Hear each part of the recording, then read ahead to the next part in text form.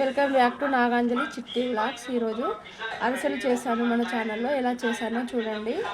చాలా టేస్టీగా, క్రిస్పీగా, చాలా సాఫ్ట్గా ఉంటాయండి. ఇక మెత్తగా ఉంటాయి.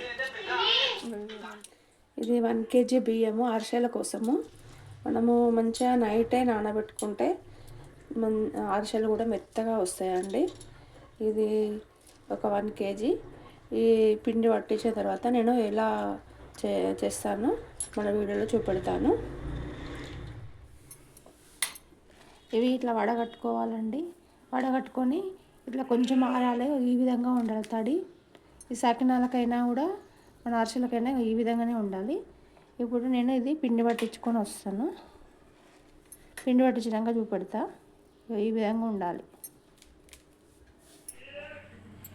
3/4 kg బెల్లానికి ముందుగా ఒక గ్లాసు నూనె తీసుకొని, నూనె ఒక గ్లాసు వాటర్.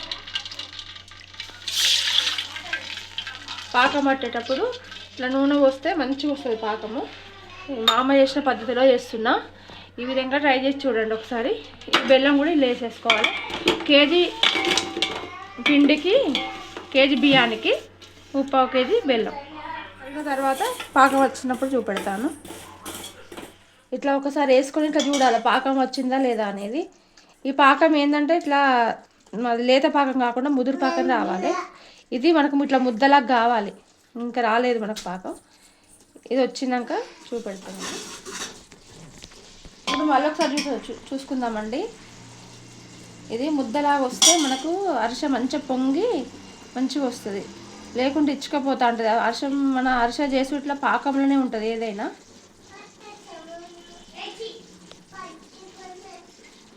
ఇట్లా ఇట్లా ముద్దలాగా ఉండాలి. ఇప్పుడు వచ్చినట్టే పాకం మనకి ఇట్లా ఉండాలి ముద్ద. ఇవి ఇలాచి పొడి వేసుకోవాలి.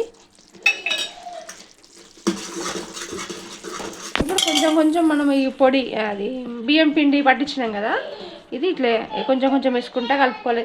దీనికి ఒక్కరుంటే సరిపోదండి, ఇద్దరు ఉండాలి. ఇది మొత్తం ఇట్లా మొత్తంగా కలుపుకోవాలండి. ఇగో ఇట్లా ఇంకొంచెం పడుతుంది పిండి. ఇప్పుడు మనం పట్టించిన పిండి ఇంకొక చిన్న గ్లాసు అంత మిగిలింది. ఇంకొంచెం పడుతుంది. ఇందులో పిండి కొంచెం ఎక్కువనే ఉండాలి. ఎందుకంటే మనము పాకం పడతాం కదా, పాకానికి ఒకసారి ఎక్కువ అవుతుంది, ఒక్కొక్కసారి తక్కువ అవుతుంది. కాబట్టి కొంచెం మనం బియ్యము ఇంకొక పావుసేరు ఎక్కువనే పోసుకున్నాం అనుకో, మనకు తక్కువైతే కష్టంగానే, ఎక్కువైతే ఏం కాదు. మనము వేరే దేంట్లో, మేమైతే సకినాలు చేస్తాం కాబట్టి దాంట్లో పోసేసుకుంటాం. కానీ వేరే వాళ్ళైతే దేంట్లోనే చేసుకోవచ్చు ఏదో ఒక రాగా. ఇట్లా కొంచెము ఇట్లా లూజ్గా ఉన్నది అనుకో, కొంచెం చల్లగా అయిందంటే మళ్ళీ మనకు మంచిగా అరిసె మంచిగా వస్తుంది. దీనికి బెల్లం మాత్రం ఈ గోల్డ్ కలర్ ఇట్లా కొంచెం బంకలాగా సాగే బెల్లం అయితేనే అరిసెలు మంచిగా సాఫ్ట్గా మంచిగా మెత్తగా ఉంటాయి. లేకుంటే వేరే బెల్లం వాడితే మంచిగా ఉండేయండి. ఇట్లాంటి బెల్లం తీసుకొని చేసుకోవాలి అరిసెలు మాత్రం. దీంట్లో కొంచెం పైన నెయ్యి వేద్దాము. ఇట్లా కొంచెం నెయ్యి వేసుకోవాలి పైనుండి. ఇట్లా కొంచెం నెయ్యి వేసుకుంటే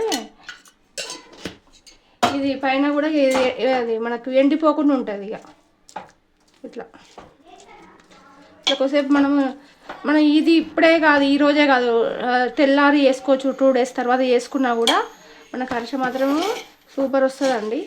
ఎక్కడికి పోదు అరిసె మాత్రం మంచిగా వస్తుంది. ఖరాబ్ అనే ముచ్చటే ఉండదు. నేను చేసేటప్పుడు వీడియోలో చూపెడతా ఇలా చేశాను.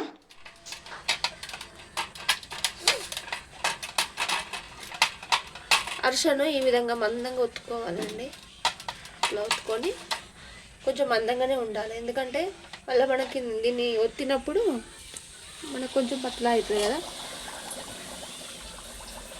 నూనె వేడిగా ఉండాలి. ఇట్లా పైకి వచ్చేస్తుంది. ఈ విధంగా రావాలి.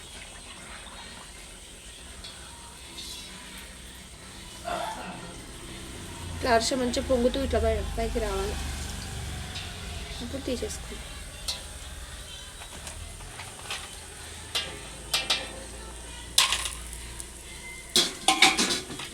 ఇట్లా దీంతో ఇట్లా ఒత్తుకున్నాం అనుకో, ఎక్స్ట్రా ఆయిల్ అంతా వెళ్ళిపోతుంది.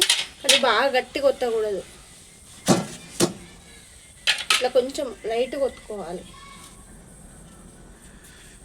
ఇంకొకటి కూడా సేమ్ ఇలాగనే చేసుకోవాలి.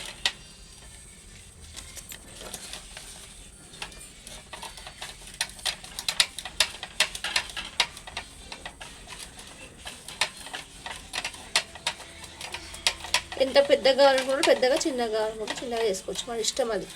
మనం చేసుకునే దాన్ని బట్టి ఉంటుంది. ఈ విధంగానే ప్రతి ఒక్కటి చేసుకోవాలి.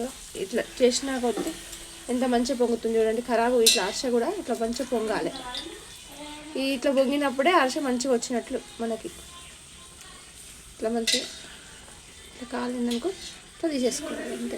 ఈ అరసలు చేసినప్పుడు ఇద్దరు ఉంటేనే మనకు తొందరగా అయిపోతాయి చేయడం కూడా. ఇట్లా సేమ్ మన అట్లనే ఇట్లా ఇగో ఈ విధంగా మంచిగా ఇంత మెత్తగా వస్తుంది చూడండి. ఇంత మెత్తగా ఉంది. అన్నీ చేసుకున్నాక చూపెడతా. ఈ విధంగా చేసుకోండి, నేను చేసిన విధంగా చాలా బాగా వస్తాయండి. ఇట్లా మెత్తగా వస్తాయి. నా ఛానల్ నచ్చినట్టయితే లైక్, షేర్, కామెంట్, సబ్స్క్రైబ్ చేసుకోండి ప్లీజ్.